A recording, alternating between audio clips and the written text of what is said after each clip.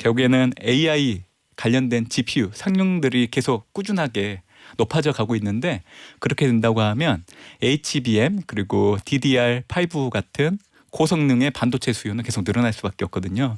근데 그 반도체를 한국의 삼성전자, SK 하이닉스, 미국의 마이크론 이 세계 반도체 기업이 만들고 있다라는 게 중요한 것 같아요.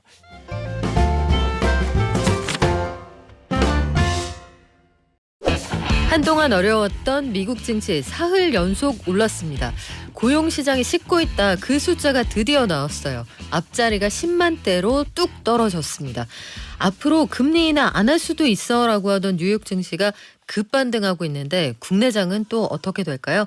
대신증권 문남중 연구위원에게 들어보겠습니다. 안녕하세요. 안녕하세요. 아니 우리 연구위원님 오시면은 항상 장이 좋아요. 아니 항상 장이 굉장히 급락했습니다 할 때 오시는 분도 계시거든요. 자주 오셔야 될 것 같아요. 다음에는 장이 안 좋을 때 한번 불러주십시오.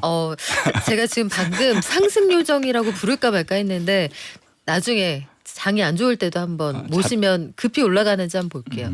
요정은 좀 아마 댓글이 안 좋았을 것 같아요. 그래요. 요정은 아니지만 우리 위원님 간밤에 비농업 부문 신규 일자리 수가 6개월 사이에 가장 낮게 증가했다. 여기에 뉴욕장이 급반등을 했다. 이렇게들 해석을 하고 있는데 그때 내내 말씀해 주셨잖아요. 고용 증가폭이 앞자리가 10만대까지 나와줘야 된다. 그 숫자를 드디어 보네요. 우리가. 기억해 주셔서 감사하고요. 사실 올해 연준이 금리 인하를 한다는 데이는 바뀌지가 않아요. 하지만 이제 시장에서는 미국의 월간 지표인 물가와 고용 지표 결과에 따라서 해석하는 게 각기 달라졌던 모습들이 그동안 우리가 경험을 해왔던 건데 우리 청취자분들은 꼭 알아두셔야 될 게 올해 연준은 금리 인하를 하는데 그 요건이 하나 있어요. 그러니까 제가 예전에 한번 나와서 말씀드렸을 때가 연준이 과거에 금리 인하를 단행하기 전에 만들었던 투자 환경을 놓고 본다고 하면 비농업 부분 고용자 수가 10만 명 초반 정도까지 항상 떨어졌습니다. 그리고 나서 금리 인하를 단행을 했던 거죠. 근데 저는 팬데믹 이후에는 기존의 경제지표 해석을 좀 달리할 필요는 있다라고 생각을 해요. 많은 게 달라졌기 때문에. 그리고 일부 연구소에서도 저랑 동일한 생각을 갖고 있는 얘기들을 많이 하고 있는데 그래서 오늘 좀 명확하게 얘기를 해드리면 인플레이션을 유발하지 않고 비농업 부분 고용자 수의 4배를 확인하는 숫자가 예전보다는 좀 높아졌습니다. 그러니까 범위로 놓고 본다고 하면 과거에는 6만 명에서 13만 명. 네. 그러니까 이 범위 내에 들어갔기 때문에 예전에는 연준이 금리 인하를 단행했던 거죠. 근데 이게 조금 올라갔어요. 16만 명에서 23만 명. 들어왔네요. 네, 맞아요. 그렇기 때문에 연준이 사실 시장에서는 얼마 전까지만 해도 금리 인하를 계속 늦추고 올해 또 하지 못한다는 얘기들도 있었지만 사실 이번 달 말고 다음 달 발표되는 물가와 고용지표 아직 발표되기 전이지만 전월보다는 좀 떨어질 겁니다. 결국 이 얘기는 지금은 7월 달 금리 인하를 할 수 있다는 얘기들이 조금씩 올라오고 있거든요. 근데 아마 다음 달 되면 6월 달에도 금리 인하 가능하다는 얘기가 나올 거예요. 그래서 저는 계속 호련 단신으로 얘기를 드리고 있습니다. 빠르면 6월 달 금리 인하 가능하다. 그 얘기를요. 네. 혈혈 단신으로 지금 6월 금리 인하 가능하다고 얘기하고 있는 문남중 연구위원과 함께하고 있는데 고용지표 관련해서 그럼 이 정도면은 파월 의장이 만족할 만하다 이렇게 보시는 거네요. 얼마 전에 5월 FMC가 있었잖아요. 근데 전반적인 분위기는 그래도 덜 긴축적이었다는 평가였던 것 같고 표면적으로는 이런 얘기를 했어요.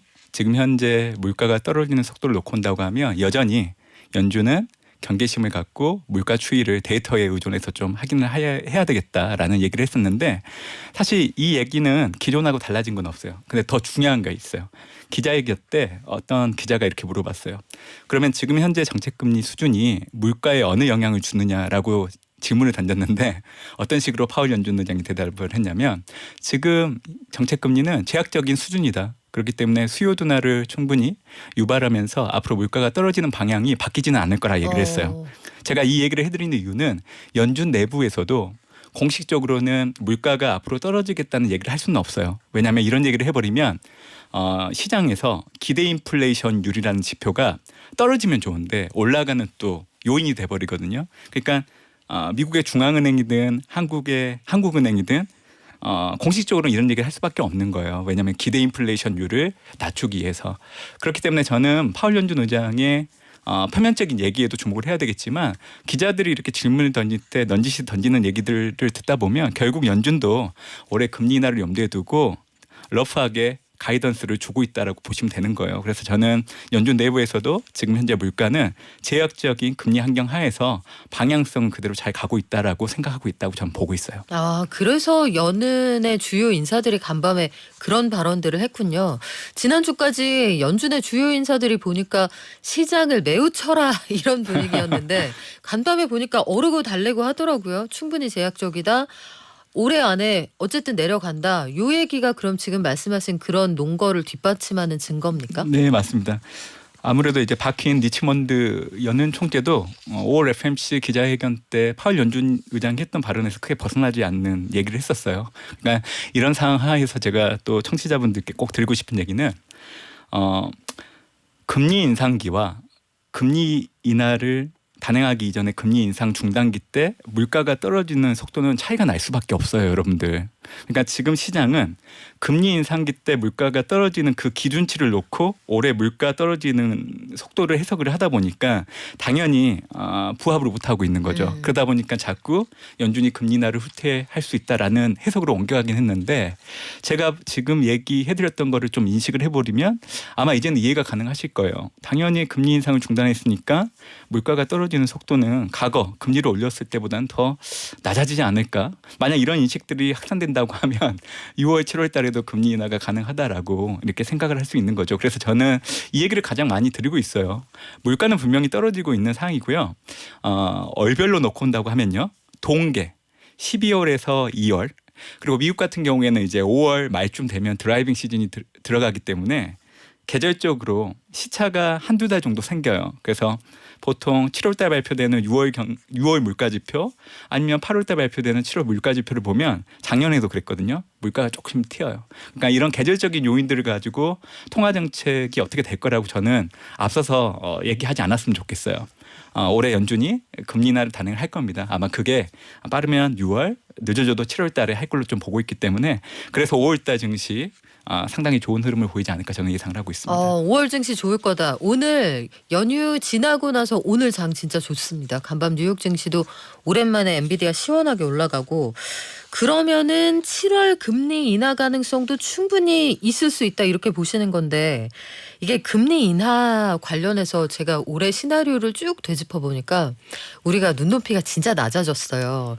처음에는 약간 이거야. 그 초등학교 입학해서 내가 원하는 대학이 어디 가고 싶다 이런 얘기 했던 것처럼 7번 낮춘다고 했다가 4번 낮출 것 같다고 했다가 3번 갔다 2번 찍고 우리 할 수 있을까? 금리 인상까지 갔다 왔단 말이에요. 천국과 지옥을 왔다 갔다 했는데 이런 분위기가 5월 내내 유지가 될 수 있을까요? 4월 하반호를 되돌아보면 보름도 채 안 되는 기간 동안에 갑자기 물가 통화 정책을 두고 연준이 금리 인하를 딜레이 시킬 수 있다, 연기시킬 수 있다라는 의견들이 막 확산됐거든요. 저는 그걸 경험했기 때문에 5월 그 짧은 시간 동안에 분위기의 반전은 충분히 일어날 수 있다고 생각을 해요. 그리고 사실 월간 발표되는 물가 고용 지표가 중요하긴 하지만 더 중요한 게 있는데 이 통화 정책을 결정하는 중앙은행 입장에서는 제가 말씀드리는 이 부분을 염두에 두시면 되게 좋아요. 작년 7월 달 미국의 중앙은행 연준이 금리 인상을 중단했거든요. 그 중단을 했던 그 바탕에는 여러분들이 익히 알고 계시는 한 국가의 정책금리 그리고 소비자 물가 이를 비교해 봤을 때 팬데믹이 발생하고 나서는 정책금리보다 물가가 높았단 말이에요. 그러니까 우리가 투자하는 위험자산 가격들이 좋을 수는 없었어요. 다만 작년 2월 근원 PC 미국 기준으로 이게 3월 달 발표되기 시작을 했거든요. 그때 처음으로 정책금리보다 물가 아래로 내려가기 시작을 했어요. 이거를 이제 보통 우리가 실질 정책금리가 양해값으로 바뀌었다고 얘기를 하는데 그걸 확인하고 나서 연준이 지난해 7월 달에 금리 인상을 중단했던 계기가 됐던 겁니다. 그래서 올해 연준이 금리 인하를 한다고 하면 여러분들이 꼭 보셔야 되는 시그널은 실질 중립금리와 실질 정책금리라는 두 가지 용어를 아셔야 돼요. 그러니까 중립금리는 물가 영향 없이 이상적인 경제 성장률을 달성하는데 필요한 이론적인 금리를 나타내는 건데 이거를 이제 물가를 배제하고 판단을 하면 이제 실질 중립금리라는 얘기를 하는 거고요. 실질 정책금리는 제가 좀 전에 얘기해드렸어요. 정책금리보다 물가가 하회하기 시작을 하면 그거를 이제 실질 정책금리라고 하는데 지금 현재 미국 같은 경우에는 실질 중립금리보다 실질 정책금리가 상회하고 있는데 이게 계속 오랫동안 유지되다 보니까 이게 유지되면 물가를 떨어뜨리는 데 영향을 줄 수 있는 요인이긴 하지만 이게 너무 길어져 버리잖아요. 그러면 미국 경제가 갑자기 빠른 속도로 둔화되는 데 영향을 줄 수 있는 요인이 될 수 있어요. 경기가 나빠질 수 있다. 그래서 연준은 이걸 알고 있기 때문에 네. 올해 이제 빠르면 6월 늦어도 3분기 내에 금리 인하를 할 걸로 저는 예상을 하고 있고 그 시그널은 물가 고용 지표도 중요하지만 제가 방금 얘기해 드렸던 거 실질 중진금리를 상회하고 있는 실질 정책금리가 유지되고 있다는 게 사실 올해 연준이 금리 인하를 단행할 수 있는 시그널이라는 거예요. 근데 이제 이런 얘기들을 해주시는 분들도 있지만 안 해주시는 분들도 있을 거예요. 근데 이제 좀 우리끼리만 아는 거 아니에요? 네. 네, 그래서 이제 저는 제가 좀 되도록이면 이런 얘기를 좀 많이 해드리는 네. 이유가 우리 투자자분들이 이런 얘기 많이 알아두시면 나중에 이제 운용하시는데 도움이 많이 될 것 같아가지고 좀 어려울 수는 있는데 좀 용어를 좀 쓰고 있는 상황입니다. 그래요. 이 비밀은 제가 지켜드릴게요. 저희끼리만 알고 다른 데 가서 얘기 안 하겠습니다. 근데 이 눈높이가 한쪽에서는 금리 인하 관련 기대에서는 눈높이가 참 낮아졌고 반면에 기업 실적을 보는 눈은 굉장히 깐깐해졌다는 생각이 들거든요. 항상 미국은 보면 예상보다 실적이 대부분 좋잖아요. 그리고 그런 구조일 수밖에 없는데 실적이 좋았는데도 가이던스가 별로야. 이러면 주가가 확 빠져버리고 이런 식의 일들이 반복된단 말이죠. 남은 실적 발표 기간 동안에 주가가 어떻게 흘러갈 거냐. 이거 좀 예상해 볼 수 있을까요? 그동안은 이제 물가 통화 정책 영향이 이제 위험자산 가격들의 향방을 결정짓는데 기여도가 좀 높았던 것 같은데요. 아무래도 이제 5월 FMC도 끝났기 때문에 이번 주부터는 점진적으로 실적이란 부분들이 주가가 올라가는데 큰 영향을 줄 수 있어요. 그리고 실적을 바라보는 기준에 따라 좀 다르긴 하지만 제가 작년 하반기 때부터 미국 기업 실적을 보면서 느꼈던 거는 어닝 시즌이 시작되기 전에는 이익 추정치가 급격하게 떨어져요. 그리고 어닝 시즌이 끝날 때쯤 되면 이익 추정치가 급격하게 올라가는 게 지금까지 미국 증시의 그러니까 미국 기업 이익의 특징이었어요. 지금 올해 1분기 미국 기업 실적이 이제 거의 막바지에 다다르고 있는데 네. 지금 동일한 현상이 나타나고 있어요.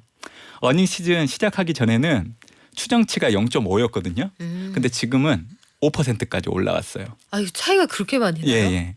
그러니까 지금 지난해 패턴을 그대로 이어오고 있는데 더 중요한 거는 기업 실적을 끌어올리는데 주축이 되고 있는 섹터.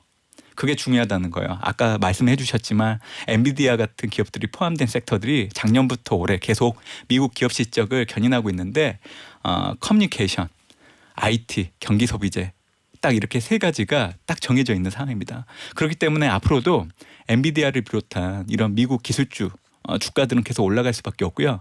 제가 최근에 좀 지금 좀 사놓으면 좋겠다고 생각이 드는 미국 기업들이 있는데 그 기업들이 이제 메타 플랫폼스 그리고 테슬라 같은 것들 그리고 많이 빠졌죠. 네. 그리고 앞서서 이제 얘기해드리면 국내 주식으로 따지면 저는 삼성전자, SK 하이닉스 같은 것들은 지금 투자자분들이 좀 담아놓으시면 좋을 것 같아요. 삼성 하이닉스는 말 나왔으니까 질문을 드릴게요. 네. 삼성은 진짜 오랜만에 8만 전자 가고 오늘 하이닉스도 18만 닉스 오랜만에 돌파를 했거든요. 이렇게 올랐는데 지금 이 레벨에서 들어가는 건 좀 그렇지 않아요? 괜찮아요? 아무래도 이제 4월 하반월 때 주가가 조정을 좀 받았기 때문에 좀 들어가기 편안한 시점이라서 좀 얘기를 해드리는 거고요.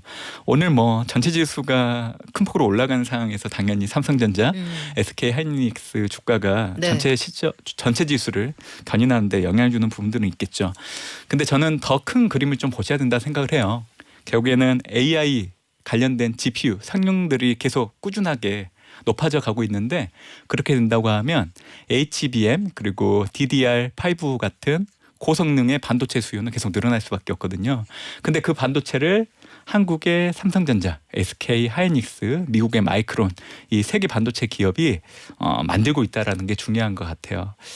특히 HBM 뭐 시장 관련해서는 지금 SK 하이닉스가 독보적인 시장 이치를 좀 점하고 있기 때문에 올해 내내 SK 하이닉스가 삼성전자보다는 주가가 올라갈 때 먼저 올라갈 수 있는 부분들이 있는데 하반기 때는요. 지금 현재 HBM3 컬 테스팅이 엔비디아를 중심으로 지금 삼성전자가 진행을 하고 있는데 이게 3분기 정도 되면 엔비디아 쪽으로 공급이 될 겁니다. 그러면 올해 연말 정도 되면 지금은 HBM 생산 캐파가 SK 하이닉스가 더 높긴 하는데요. 연말로 갈수록 삼성전자가 앞서가는 흐름으로 가기 때문에 이제 이런 흐름들을 놓고 온다고 하면 하반기 사실 삼성전자라는 기업 주가는 더 올라갈 여지는 있다라고 생각을 해요. 그래서 저는 AI GPU 성능이 높아지게 되면 HBM 같은 고성능 반도체 수요가 늘어날 수 있는 부분들을 염두에 둔다고 하면 주가는 더 올라갈 수 있다라고 저는 생각을 하고 있습니다. 최근에 엔비디아 때문에 약간 불안해하셨던 분들은 엔비디아가 왜 예전에는 하루 동안 좀 불안해서 4% 빠지면 그 다음날 6% 올라가고 이런 식의 탄력성을 보였는데 최근 들어서는 간신히 올라가는 듯한 느낌이 있었단 말이에요. 4월에는 3% 빠졌다가 1.5 올라가고 그 다음날 1.8 올라가고 힘겹다 이런 느낌이 좀 있었는데 오랜만에 시원하게 오르긴 했습니다. 엔비디아 900불 다시 돌파를 했는데 요 1000비디아 갈 수 있을까요? 저는 충분히 가능하다 생각을 하고 있고요. 사실 엔비디아 제가 작년 올해 수익률을 확인하고 들어오지 못해서 러프하게만 얘기해드리면 거의 작년에 250% 이상 올랐고 그렇죠. 작년에 많이 올랐죠. 올해 같은 경우에도 주가가 4월 하반기 때 조정받을 때도 연초 이후로는 50% 정도 수익률이 났던 상황이에요. 맞아요.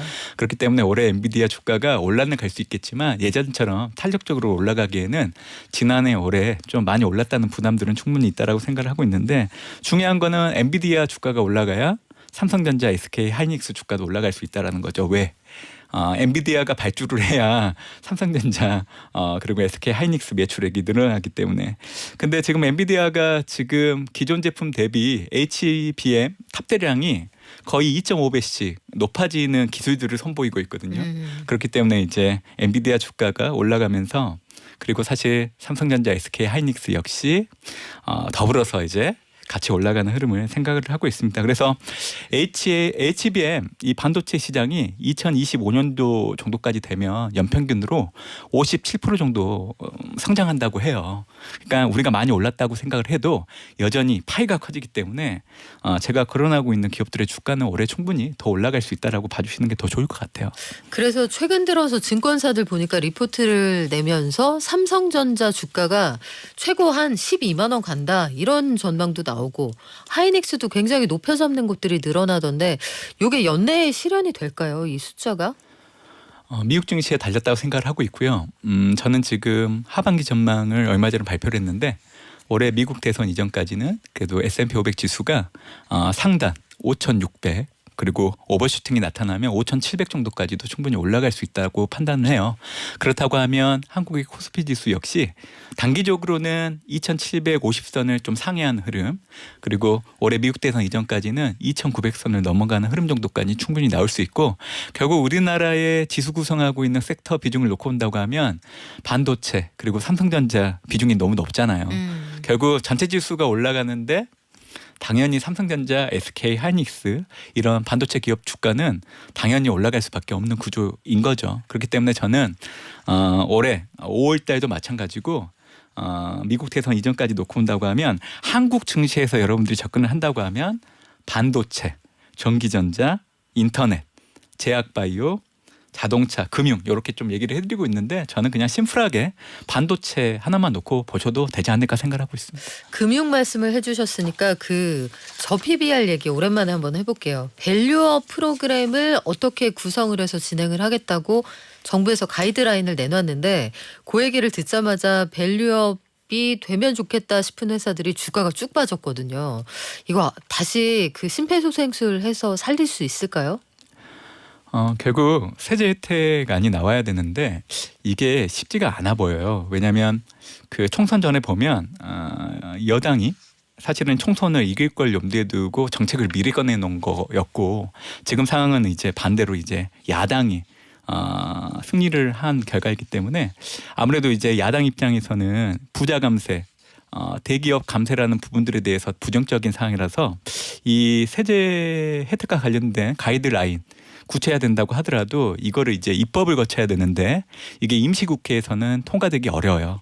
공식적으로는 정기국회를 통해서 통과를 해야 되기 때문에 정기국회가 9월 달 열리잖아요. 그렇죠. 그렇기 때문에 소득과 관련된 가이드라인들이 확정된다고 하더라도 입법 과정을 거치려고 하면 시간이 필요하기 때문에 아무래도 그 과정을 거치다 보면 밸류업 프로그램과 관련된 올해 1, 2월 달에 수혜받았던 그런 업종 종목들의 주가가 다시금 반등하기는 좀 어렵다고 보고 있어요. 그래서 저는 우선적으로는 밸류업 프로그램이 중장기적으로는 되게 한국 증시가 레벨화하는데 좋은 요인이라고 생각을 하고 있는데 관건은 배당과 자사주 소각에 따른 기업들에 대한 법인세 인하 그리고 이제 배당을 확대하는 기업들의 주주들 같은 경우에는 배당 소득세를 낮춰주는 이 두 가지가 해결되지 않는다고 하면 올해 1, 2월 달에 경험했던 그 흐름들이 우리나라 증시에 다시 찾아오기는 어렵다 생각하고 있습니다. 쉽지 않다. 그럼 마지막으로 그 질문 하나 드릴게요. 금융투자소득세를 두고 여전히 정치권은 입장이 나뉘는데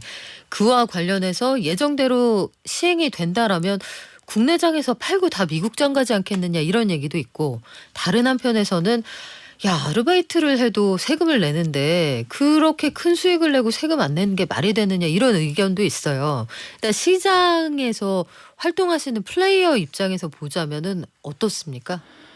세제 인센티브나 뭐 금융투자 소득세 관련해서는 당연히 주식시장 입장에서는 긍정적인 요인들이긴 하는데 여야 간의 정책적인 입장 차이가 있기 때문에 그게 이제 노이즈로 작용할 수 있고 정책적인 불확실성으로 해석할 수 있기 때문에 지금 당장으로는 큰 영향을 줄 수 있는 요인들은 아닌 것 같아요. 그렇기 때문에 이론적으로는 관련된 뭐 세제 혜택들을 받을 수 있다고 하면 긍정적인 요인이라고 생각을 하고 있는데 이거는 이제 먼 훗날의 얘기이기 때문에 단기적으로는 좀 미국 증시가 올해 미국 대선 이전까지는 긍정적인 흐름을 좀 보일 여지가 있기 때문에 우리나라 증시 역시 후행해서 지금의 흐름들이 좀 연속적으로 나타날 수 있다는 정도로만 보시면 좋지 않을까 저는 생각을 하고 있습니다. 그래요. 일단 돈 열심히 벌고 걱정을 해서 걱정이 없으면 걱정이 없다. 이런 말씀으로 제가 이해를 할게요. 오늘도 의견들 참 많이 주시고 5월엔 더욱더 집중 애청 모드로 이숙자님 등등 많은 의견들 주시네요. 우리 그 주의해야 될 사항은 없어요. 5월에 뭐 셀인메이 이런 옛날에 나왔던 이런 말들도 있었잖아요. 한때.